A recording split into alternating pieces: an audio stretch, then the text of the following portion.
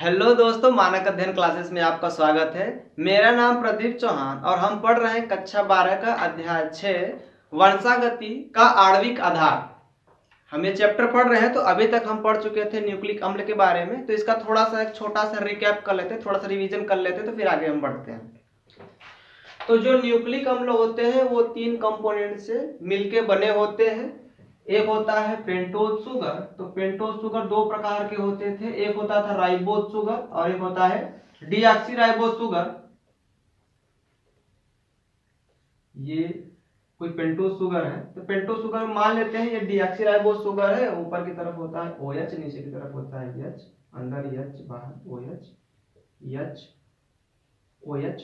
और deoxy ribose sugar में carbon number 2 पे OH नहीं होता है, होता है H। तो यहाँ पे H, यहाँ पे होता है CH2OH। और इसके पहले कार्बन पे जो OH समूह होता है, यहाँ से OH को हटा के जोड़ता है यहाँ पे नाइट्रोजनी बेस। और नाइट्रोजनी बेस 2 प्रकार के होते हैं, प्यूरीन और पिरिमिडीन। प्यूरीन का नाइट्रोजन नंबर 9 जुड़ता है कार्बन नंबर 1 से, और पिरिमिडीन का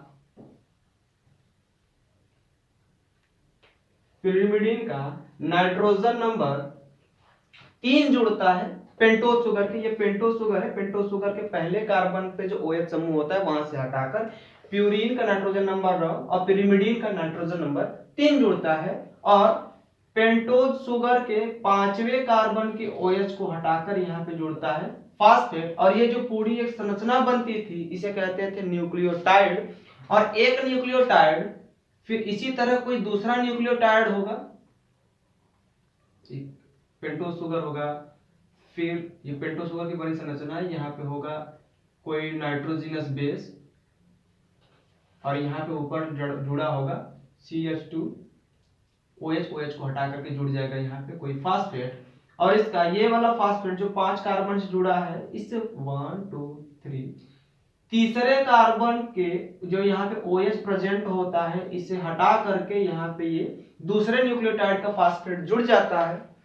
और इसे इसके कार्बन और नाइट्रोजनस बेस के बीच में जो बॉन्ड बनता है उसे N ग्लाइकोसिडिक बॉन्ड कहते हैं।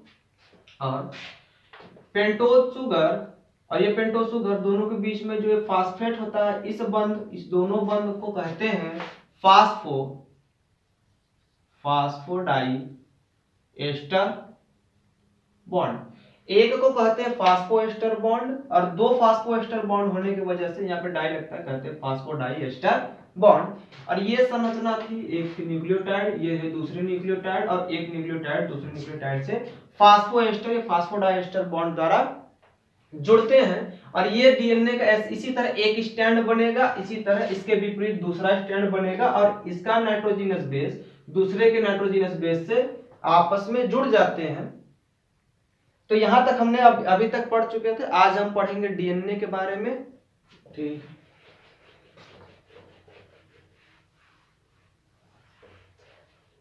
आज हम पढ़ लेते हैं डीएनए के बारे में। तो डीएनए का पूरा नाम होता है deoxy ribo nucleic acid. DNA जीवों की कोशिका में पाए जाने वाली एक बृहद अणु है। यदि मनुष्य की कोशिका के अंदर के डीएनए की बात करें तो मनुष्य के कोशिका के केंद्र के अंदर डीएनए पाया जाता है और उनकी संख्या होती है 46। यदि उन सबको जोड़ दिया जाए तो मनुष्य के एक सेल के अंदर 2 मीटर का डीएनए होता है। इसी वजह से मतलब सेल के अंदर जितने भी मॉलिक्यूल होते हैं सबसे बड़ा साइज होता है डीएनए का, बृहद अणु होता है। डीएनए भी 3 कंपोनेंट से मिलकर बना। हमने बात किया कि न्यूक्लियोटाइड जो न्यूक्लिक एसिड होते हैं वो 3 कंपोनेंट से मिलकर बने होते हैं। उसमें ये डीएनए भी एक न्यूक्लिक एसिड है, ये भी 3 कंपोनेंट से मिलकर बना होगा पेंटोज शुगर। और इसका जो पेंटोज शुगर होता है वो होता है डीऑक्सी राइबोज शुगर, और दूसरा होता है नाइट्रोजिनस बेस, नाइट्रोजनी क्षार, और तीसरा होता है फास्फेट। ये तीनों आपस में जो मिलकर बनाते हैं डीऑक्सी राइबो न्यूक्लियोटाइड बनाते हैं, डीऑक्सी राइबो न्यूक्लियोटाइड के एकलक बनाते हैं, मतलब मोनोमर बनाते हैं, और ऐसे बहुत सारे डीऑक्सीराइबो न्यूक्लियोटाइड आपस में असंख्य संख्या में आपस में जुड़कर डीएनए की संरचना बनाते हैं। ठीक है, तो जो चारगाफ का नियम था उन्होंने इरविस चारगाफ ने दिया था सन 1950 ईस्वी में। उन्होंने मुख्य रूप से 3 नियम दिए थे। उन्होंने पहले नियम में ये बोला कि जो डीएनए की जो संरचना होती है उसमें जो प्यूरिन और पिरिमिडीन की संख्या जो होती है, मतलब जितनी प्यूरिन की मात्रा होती है उतनी पिरिमिडीन की मात्रा होती है। प्यूरिन होते हैं एडेनिन और ग्वानिन, और पिरिमिडीन होते हैं साइटोसिन और थाइमिन। डीएनए के अंदर यूरेसिल नहीं पाया जाता।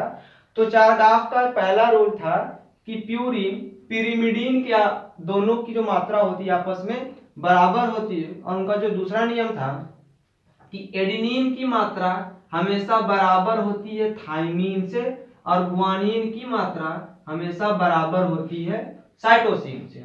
और उनका तीसरा रूल यह था कि adenine plus thymine, adenine plus guanine, purine बराबर पिरिमिडीन की मात्रा बराबर होती है। पिरिमिडीन कौन कौन से होते हैं?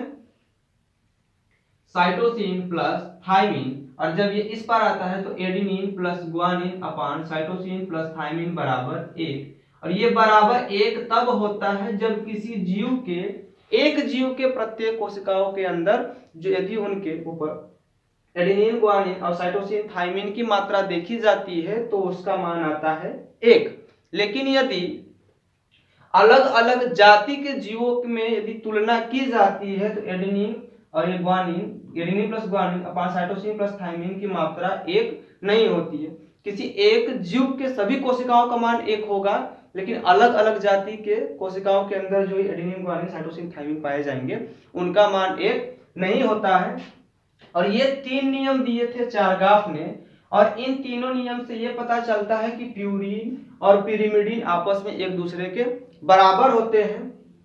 और बराबर तभी होंगे कि यदि कोई स्टैंड हो और इसके सामने कोई दूसरा स्टैंड हो और प्यूरिन और पिरिमिडीन आपस में ऐसे जुड़े हो। यदि ऐसे जुड़े नहीं होते, अकेले अकेले होते, तो हो सकता था इनकी मात्रा आपस में कम बेसी हो जाए। तो चारगाफ के रूल से ये अनुमान लग जाता है कि जो डीएनए होंगे वो 2 स्टैंड से बने होंगे। ठीक है, तो इसका स्क्रीनशॉट ले लीजिए। ठीक है,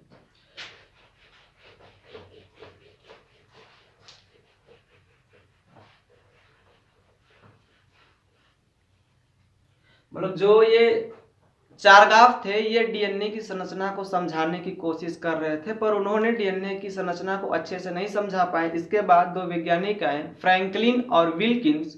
ये दोनों वैज्ञानिक ने एक्सरे विवर्तन विधि से डीएनए की द्विकुंडली संरचना को समझाया। मतलब एक पेपर में उसकी संरचना को निकाला, और जो वाटसन और क्रिक ने इस जो डीएनए की संरचना के द्विकुंडली मॉडल को प्रयोगशाला में खुद बनाया।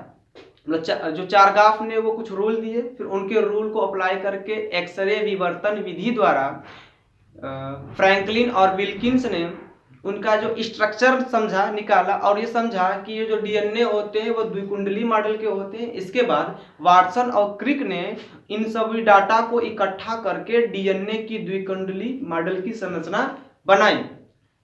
ठीक है, तो उसमें कहा का जो वाटसन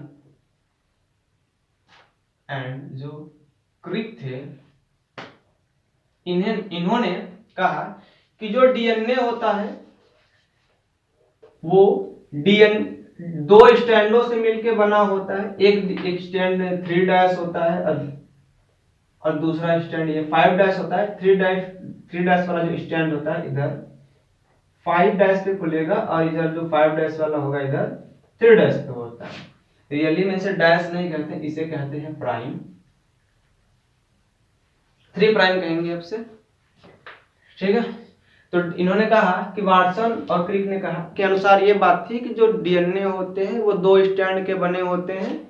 ये दोनों स्टैंड में एक स्टैंड 3 प्राइम से 5 प्राइम है, तो जो दूसरा स्टैंड होता है वो 5 प्राइम से 3 प्राइम होता है। कहने का मतलब ये एक दूसरे के एंटी पैरेलल होते हैं। एंटी पैरेलल कहने का मतलब एक दूसरे की विपरीत दिशा में होते हैं। एक 3 प्राइम से 5 प्राइम, तो दूसरा 5 प्राइम से 3 प्राइम होते हैं। और जो डीएनए का जो स्टैंड बनता है, जो डीएनए का दोनों स्टैंड बना, इस स्टैंड को बनाने के लिए जो शुगर, फिर शुगर से जुड़े होते हैं फास्फेट, फिर फास्फेट से फिर जुड़े होते हैं शुगर, फिर शुगर से जुड़े होते हैं फास्फेट, और इन शुगर से जुड़े होते हैं नाइट्रोजनस बेस। इसी तरह इस बार भी शुगर, फिर फास्फेट, फिर शुगर, फिर फास्फेट, इस तरह होते हैं। और शुगर से जुड़े होते हैं नाइट्रोजनस बेस, इधर भी नाइट्रोजनस बेस, नाइट्रोजनस बेस। और ये नाइट्रोजनस बेस आपस में जुड़े होते हैं हाइड्रोजन बॉन्ड के द्वारा। यदि एडेनिन हुआ तो आपस में थाइमिन से डबल हाइड्रोजन बॉन्ड के द्वारा, और यदि ग्वानिन हुआ तो साइटोसिन से ट्रिपल हाइड्रोजन बॉन्ड के द्वारा जुड़े होते हैं। ठीक है। और अगला पॉइंट ये था कि डीएनए एक कॉइल के रूप में, जैसे स्प्रिंग लिपटा होता है, ठीक उसी तरह डीएनए लिपटे होते हैं।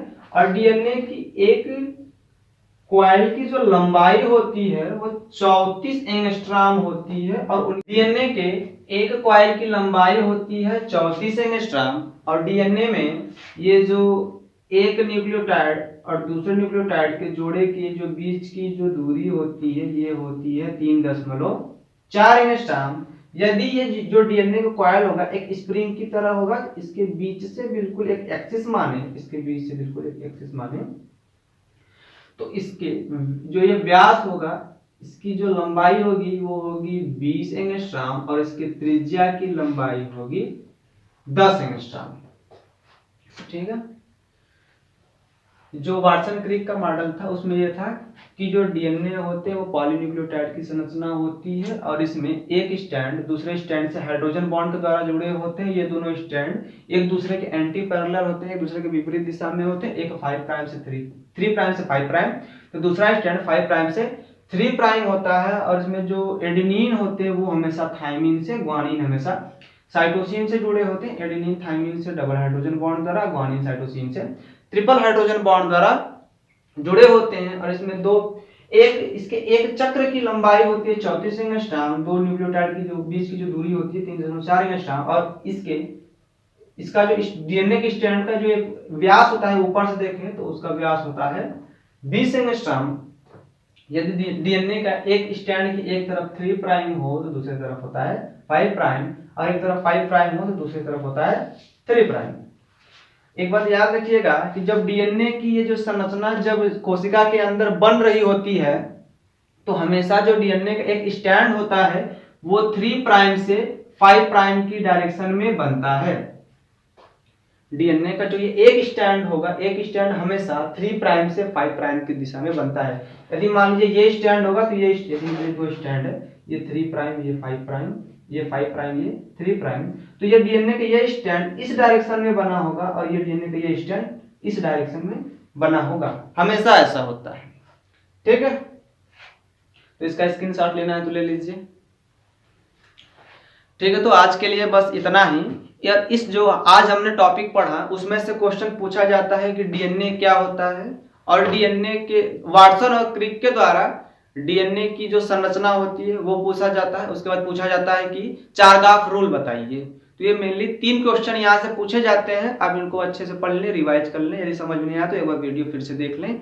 यदि आपको पुराना वीडियो देखना है तो आप इसके वंशागति की आणविक आधार वाले प्लेलिस्ट में जाकर इसका पहले वाला वीडियो देख सकते हैं।